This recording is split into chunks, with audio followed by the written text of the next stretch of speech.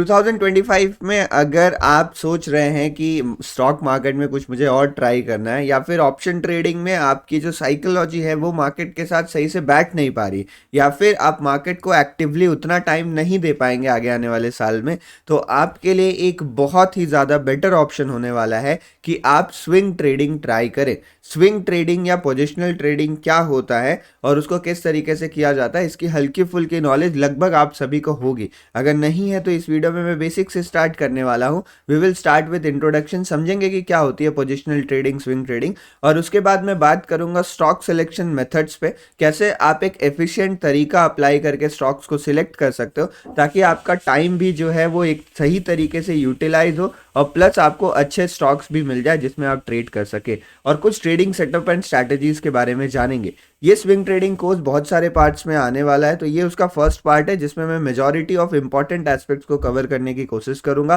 बाकी बहुत सारी चीज़ें रह रही है जैसे risk management, capital allocation, psychology, बाकी सारी चीज़ें हम आगे आने वाले पार्ट्स में भी कवर कर सकते हैं, बट फिलहाल इस पे ध्यान दीजिएगा। नमस्ते, मेरा नाम है शिवम, आप सभी का इस नए वीडियो में बहुत बहुत स्वागत है। अगर आप ट्रेडिंग करते हैं या सीखना चाहते हैं तो आप चैनल सब्सक्राइब कर सकते हैं।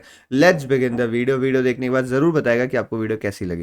देखिए, स्विंग ट्रेडिंग काफ़ी ज़्यादा सिंपल चीज़ है जिसमें आप अपनी पोजीशन को होल्ड करते हो, जिसमें आप बाई या सेल दोनों कर सकते हो। जनरली लोग बाई मान के चलते हैं, बट बाई सेल दोनों संभव है, बट जनरली हम बाई ही यहाँ पे करते हैं। बट बाई सेल करके आप यहाँ पर उस पोजीशन को एक दिन से ज़्यादा होल्ड करते हो। अब आप उसको कल भी बेच सकते हो, परसों भी बेच सकते हो, 2 महीने में भी बेच सकते हो, या आप 2 साल में भी उसको आप सेल कर सकते हो। ऐसी ट्रेडिंग जहाँ पर हमारा व्यू थोड़ा बड़ा रहे उसको हम पोजिशनल ट्रेड्स कहते हैं।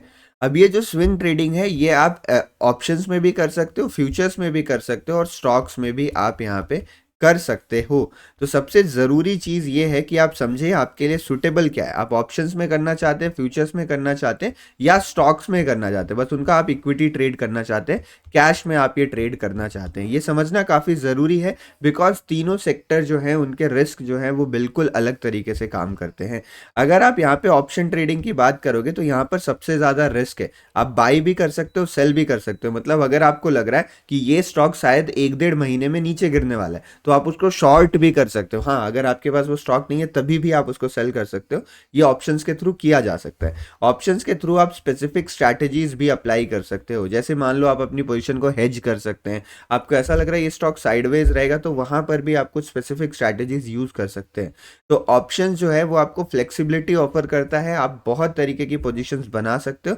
लगभग 270 से 300 स्टॉक्स हैं जो एफएनओ के लिए एलिजिबल हैं। स्टॉक मार्केट में सारे स्टॉक्स में आप फ्यूचर एंड ऑप्शन ट्रेडिंग नहीं कर सकते। जिन स्टॉक्स में आप कर सकते हो उन सभी के लिए ऑप्शन एक आपको फ्लेक्सिबिलिटी ऑफर करता है। फ्यूचर में भी आप बाई एंड सेल कर सकते हैं। इसमें जो फ्लेक्सिबिलिटी है वो थोड़ी सी कम आपको मिलती है, बट बाय सेल करने के ऑप्शंस आपके पास रहते हैं। इन दोनों सेगमेंट में आपकी पोजीशन लिवरेज्ड रहती है। लिवरेज्ड मतलब आप कम पैसा लगा के बड़ी पोजीशन को उठा सकते हैं और थोड़े से बड़े प्रॉफिट्स और लॉसेस के चांसेस यहाँ पर होते हैं। जो स्टॉक सेगमेंट है, कैश सेगमेंट है, इक्विटी वाला, वो कंप्लीटली सिंपल सेगमेंट है। आप यहाँ पे केवल बाई करके ले जा सकते हो, आप सेल नहीं कर सकते हो। अगर आपको लग रहा है ये स्टॉक ऊपर जाएगा तो आप इसको खरीद के होल्ड कर सकते हो। जब आपके टारगेट्स आपको मिल जाए तो आप यहाँ पर एग्जिट कर सकते हो। ये एक बेसिक सी पोजिशनल ट्रेडिंग स्टाइल होती है।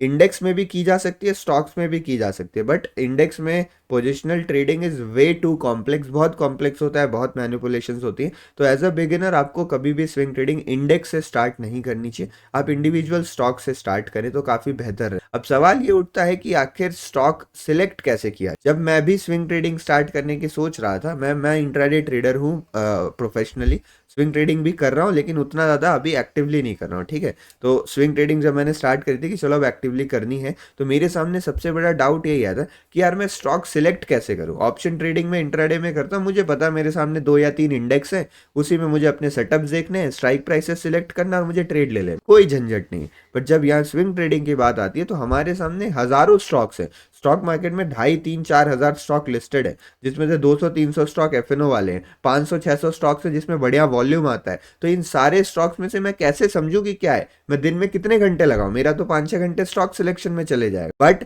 एक सिस्टमैटिक तरीका है जिससे आप अच्छे से स्टॉक सिलेक्ट कर सकते हो। सबसे पहले मैं आपको वो मेथड समझाता हूँ कि स्टॉक सिलेक्शन के कैसे-कैसे मेथड्स हम फॉलो कर सकते हैं और ये जो मेथोडोलॉजिकल तरीका है वो हमें हेल्प करता है अपने टाइम को एफिशिएंटली एलोकेट करने में और स्टॉक्स भी हमें बढ़िया मिलते हैं। देखिए, सबसे पहला और सबसे बेहतरीन तरीका जो है ना, वो होता है top down approach. Top down approach या हम इसे कहते हैं sectoral analysis. Sectoral analysis, top down approach हमें एक सीमित चीज़ों पर फोकस करवाता है। जब हम एक लिमिटेड चीज़ पे फोकस करते हैं तो हम ज़्यादा अच्छे से एनालिसिस, फॉर एग्जांपल आप मान लीजिए कि स्टॉक मार्केट में 2 कंपनियां लिस्टेड है।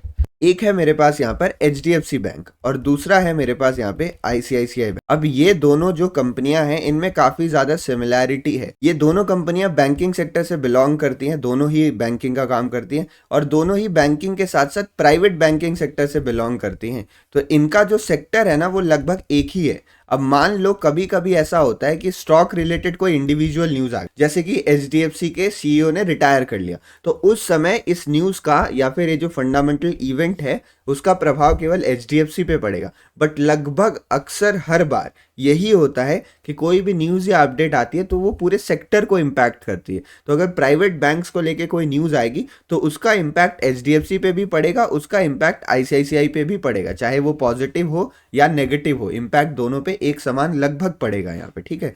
तो और अगर आप प्राइवेट बैंक्स की बात करोगे ना तो लगभग 10-12 ऐसे प्राइवेट बैंक्स है, 4-5 बड़े प्राइवेट, तो आपके पास यहाँ पे 14-15 स्टॉक्स हो गए। तो 15 स्टॉक्स एनालाइज करने से बढ़िया ये है कि आप एक सेक्टर एनालाइज कर लो। अगर आप उस सेक्टर में स्कोप ढूंढ पा रहे हो, उस सेक्टर में अपॉर्चुनिटी ढूंढ पा रहे हो, तो जाके आप इंडिविजुअली स्टॉक ढूंढ लो। फॉर एग्जांपल मैंने प्राइवेट बैंकिंग सेक्टर को एनालाइज किया और मुझे लगा कि यार ये सेक्टर मार्केट में ऊपर जाना चाहिए, तो फिर मुझे क्लियर हो गया क्योंकि सेक्टर तो मेरे पास 10-15-20 ही है, समझ रहे हो आप ना।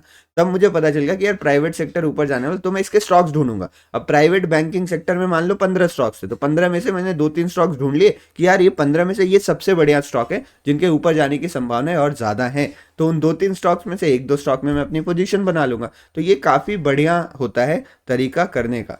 तो आप कैसे समझोगे कि मार्केट में कौन कौन से सेक्टर हैं? तो इसका 2 तरीका जो मैं आपको बताने वाला हूँ। पहला तरीका है कि आप एनएसई की वेबसाइट में जा सकते हो। जब आप एनएसई की वेबसाइट में जाते हो तो यहाँ पर आपको मार्केट डेटा में आके, तो आपको एनएसई की इस वेबसाइट में आ जाना है। होम में प्रोडक्ट एंड सर्विसेज के बाद कैपिटल मार्केट, फिर इंडिसेस और अबाउट इंडिसेस में आओगे तो आपको यहाँ पे चीजें दिखेंगी बहुत सारी। तो यहाँ पर आप देखो ब्रॉड मार्केट इंडिसेस अगर आप क्लिक करते हो तो यहाँ पर आपको दिख जाएगा। सेक्टरल इंडिसेस क्लिक करते हो तो सेक्टर इंडिसेस क्या होते हैं, बहुत सारे स्टॉक्स को सेक्टर में डिवाइड किया गया है इस टाइप के। जैसे अब किराना की दुकान पे जाते हो, जनरल स्टोर पे, तो जो साबुन होता है एक जगह रखा हुआ है, जो खाने पीने की चीज़ें अलग रखी हुई है, बिस्किट्स अलग रखे हुए, तो अलग अलग जगह सारी चीज़ें रखी रहती है। तो सिमिलरली यहाँ भी सेक्टर्स में स्टॉक्स को डिवाइड किया गया। तो यहाँ से जाके आप देख सकते हो, जैसे मुझे फार्मा इंडेक्स देखना है तो यहाँ से जाके आप देख सकते हो, ठीक है। लेकिन जो मैं आपको तरीका बताने वाला वो इससे काफ़ी बेहतर है। मैं यहाँ पर नहीं देखता, यहाँ पे भी जाके आप सारी इन्फॉर्मेशन देख सकते हो, कौन कौन से स्टॉक है, सेक्टर में क्या है। मैं यहाँ पर यूज़ करता हूँ धन की वेबसाइट। अगर आप धन में जाके देखते हो तो धन की वेबसाइट में यहाँ पर ऊपर आपको एक ऐसा बना रहेगा। यहाँ पे आप देखो, इस जगह पे इंडिसेस डिटेल्स आपको लिखी हुई है। ऊपर आप tv.dhan.co पे आओ। अगर आपके पास धन प्लेटफॉर्म अभी भी नहीं है ना तो आप इसमें फ्री में अकाउंट ओपन कर सकते हो। बिलीव मी, जबरदस्त प्लेटफॉर्म है। अभी के टाइम पे ऑप्शन ट्रेडिंग करना हो या स्विंग ट्रेडिंग करना हो या स्टॉक मार्केट में इन्वेस्ट भी करना हो ना, इससे अच्छा प्लेटफॉर्म शायद ही आपको मिलेगा। फ्री अकाउंट ओपनिंग, कोई अकाउंट मेंटेनेंस चार्ज नहीं है अभी भी, तो आप जाके ट्राई कर सकते हो। नीचे लिंक दिया हुआ है डिस्क्रिप्शन में, बहुत बढ़िया प्लेटफॉर्म है, आपको जरूर एक बार ट्राई कर। यहाँ पे जैसे ही आप क्लिक करोगे ना आपको सारे इंडिसेस दिख जाएंगे, सब के सब इंडिसेस दिख जाएंगे, एनएसई के भी और बीएसई के भी। जो मैं कह रहा था ना कि एफएनओ में मान लो आपको फ्यूचर ट्रेडिंग ही करनी है तो आप एफएनओ स्टॉक्स क्लिक करो। जैसे ही आप क्लिक करोगे आपके सामने पूरी लिस्ट खुल के आ जाएगी कि इतने स्टॉक्स हैं जो एफएनओ ट्रेडिंग में अवेलेबल हैं। तो ये आपके लिए बनी बनाई वॉच लिस्ट मिल जाती है। जो सबसे बड़ी हमारे लिए समस्या है ना कि कैसे हम वॉच लिस्ट बनाए, वो समस्या आपकी दूर हो जाए। उसके बाद आप क्या करो, यहाँ पे आप डेली कर दीजिए इसको, और फिर जैसे ही आप इसको क्लिक करोगे आपके सामने चार्ट्स खुलते जाएंगे। तो आप एक एक करके क्लिक करिए, सबके चार्ट्स खोल के आप यहाँ पे एनालाइज कर सकते हो। फॉर एग्जाम्पल मान लो मुझे सेक्टर्स देखने हैं, तो एक काम आप कर सकते हो कि एक सेक्टर की लिस्ट बना लीजिए आप, क्योंकि देखो इसमें सेक्टर अलग अलग आपको मिल रहे हैं, सारे सेक्टर मिल रहे हैं। Nifty 200, mid cap, small cap हो गया, प्राइवेट बैंक हो गया। जैसे देखो ये प्राइवेट बैंक, इतने सारे हमारे पास प्राइवेट बैंक है। एफएमसीजी, एनर्जी, इंफ्रा, आईटी, सारे सेक्टर्स आपको मिल रहे हैं। तो आप चाहो तो एक काम कर सकते हो कि सारे सेक्टर की एक वॉच लिस्ट बना लीजिए, निफ्टी आईटी, निफ्टी एफएमसीजी, सारे सेक्टर्स की एक वॉच लिस्ट बना ली। उसके लिए आपको क्या करना होगा, यहाँ एफएनओ लिखा हुआ है ना, यहाँ से जाइए, आप प्लस पे क्लिक करिए, और यहाँ पे प्लस नहीं, आप एक नई वॉच लिस्ट ही बना ली। तो यहाँ पे क्रिएट न्यू लिस्ट में इसको मैं काट देता हूँ एक बार। यहाँ पे हम जाएंगे, क्रिएट न्यू लिस्ट करेंगे सेक्टर्स का, तो इसको सेव कर लीजिए और फिर एक एक करके आप इसमें ऐड कर लीजिए कि आप जैसे निफ्टी डालते हो और यहाँ पे इंडेक्स जाइए, इंडेक्स में आप चले गए तो एक एक करके इसमें हमें ऐड करना है। ये एफएनओ वाला क्यों आ गया, सेक्टर्स पे क्लिक करिए और फिर ऐड करिए। तो यहाँ पे आप निफ्टी बस टाइप कर दीजिए, जैसे आप निफ्टी टाइप करोगे सारे आ जाएंगे, Nifty 50, Nifty bank, next 50, mid cap select, और आपको जैसे स्मॉल कैप में भी ट्रेड करना तो सारे हैं आपको। उसके बाद ये हो गया मेरे पास निफ्टी ऑटो, प्राइवेट बैंक और FMCG, IT, media, metal, pharma. मैं सारे सेक्टर्स को ऐड करना चाह रहा हूँ अभी, बस मेरा एक ही मकसद है। Commodities, consumption, PSC, energy, infra, MNC, CPSC, services sector, ये हटाते हैं। देखो आप इनको भी कर सकते हो, माइक्रो कैप, टोटल मार्केट, ये सारे बहुत बढ़िया इंडिसेस है जहां से आप फिल्टर आउट कर सकते हो स्टॉक्स, बट अभी मैं केवल सेक्टर्स ऐड कर रहा हूँ। Oil and gas, financial services तो कर लिया है, मिड स्मॉल हेल्थ केयर, चलो ठीक है। तो लगभग मैंने सारे जो सेक्टर्स थे उनको मैंने यहाँ पे ऐड कर लिया है। अब आप देखो मेरे पास एक वॉच लिस्ट तैयार हो गई इतनी आसानी से। बहुत झंझट होता है इसमें, आप बाकी कोई भी प्लेटफॉर्म यूज करोगे ना तो वहाँ पे आपको एक एक टाइप करके ऐड करना पड़ेगा। अब मैं क्या करूंगा, मैं डेली चार्ट ओपन करूंगा और मैं मान लो मैंने निफ्टी एनर्जी देखा और मुझे लग रहा है कि यार निफ्टी एनर्जी काफी ज्यादा गिर रहा है और इसने 200 ईएमए को भी ब्रेक डाउन कर दिया, मार्केट गिरा हुआ है। और यहाँ पे अच्छा, ये सेटअप्स की बात ना मैं अगले वीडियो में करूंगा, तो अभी आप टेंशन मत लीजिए। यहाँ से मुझे लग रहा है ये नीचे गिर सकता है, तो मैंने फाइंड आउट किया कि निफ्टी एनर्जी गिर सकता है। तो अब मैं क्या करूंगा, अब मैं यहाँ पे जाऊंगा, इस जगह पे मैं जा रहा हूँ, यहाँ पे जो इंडिसेस वाला था इस जगह पे हम क्लिक करेंगे, इसको काटते हैं और यहाँ से मैं निफ्टी एनर्जी ढूंढूंगा। ये मैंने निफ्टी एनर्जी ढूंढ ली। अब मैं देखूंगा कि कौन सा स्टॉक सबसे कमजोर है यहाँ पे। तो अडानी ग्रीन एनर्जी से स्टार्ट करते हैं। देखो इसमें भी सेम पैटर्न बना हुआ है, 200 ईएमए से नीचे गिरा है, 20 ईएमए पे जाके नीचे की तरफ गिर रहा है। रिलायंस में आप देखोगे इसमें थोड़ा सा बुलिश पैटर्न लगा, ये इन ईएमए से ऊपर चला गया, तो इसको मैं इग्नोर कर दूं। मुझे अगर इसमें सेल करना है तो मैं नेगेटिव सेटअप्स को फाइंड आउट करने की कोशिश करूंगा। यहाँ पे कोल इंडिया आप देखते हो, देखो सेम प्लेटफॉर्म बन रहा है, लगभग ऑलमोस्ट सिमिलर सा चार्ट बनता है। इसमें देखो 200 ईएमए के आसपास ही है, तो इसको मैं अवॉइड करूंगा। जो बढ़िया चल रहे हैं उनको ये तो काफी ऊपर है, इसको मैं अवॉइड करूँ। तो मुझे सबसे कमजोर इसमें अडानी ग्रीन एनर्जी लग रहा है, तो मुझे अगर इसमें सेल करना है, देखो ये कोई रिकमेंडेशन नहीं है, जस्ट मैं आपको बता रहा हूँ, तो इसमें मैं अपना सेल का ट्रेड जो है वो एग्जीक्यूट कर लूंगा, जो भी मेरा रहेगा। यहाँ एंट्री करूंगा, यहाँ पे एसएल करूंगा। ये ट्रेड मैं नहीं ले रहा हूँ, ये जस्ट एग्जांपल, ठीक है। तो देखो इससे आपका जो स्टॉक सिलेक्शन है ना वो काफी आसान हो गया। तो अगर आप चार्ट के हिसाब से स्टॉक सिलेक्ट करना चाहते हैं तो this is one of the best method जो आप यूज कर सकते हो। सबसे ज्यादा एफिशिएंट है और सबसे आसानी से आपको पता चल जाएगा कि मार्केट में चल क्या रहा है। आप सारे सेक्टर्स पे नजर रख सकोगे, आपके सामने से कोई अपॉर्चुनिटी मिस नहीं होगी। तो this is one of the best generic stock selection method. अगर आप स्पेसिफिक्स में जाते हो तो जो मैं तरीका और एक प्रीफर करता हूं वो होता है न्यूज बेस्ड तरीका।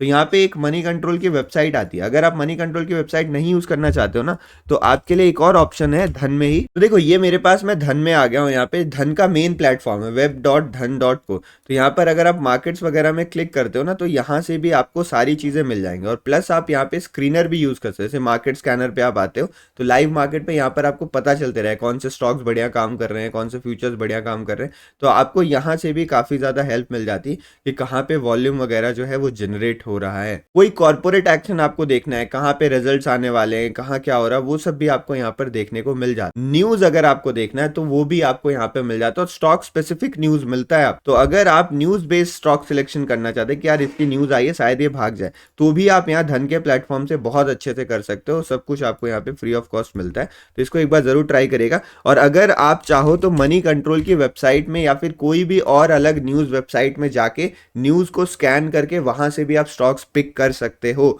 न्यूज से स्टॉक पिक करने का तरीका थोड़ा रिस्की होता है, चार्ट्स के बेसिस पे स्टॉक पिक करने का तरीका थोड़ा ज्यादा ट्रस्ट करने लायक होता है, बिकॉज चार्ट अल्टीमेट रियलिटी आपको दिखा रहा होता है, न्यूज मैनिपुलेटेड भी होती हैं, इस चीज का ध्यान रखिएगा।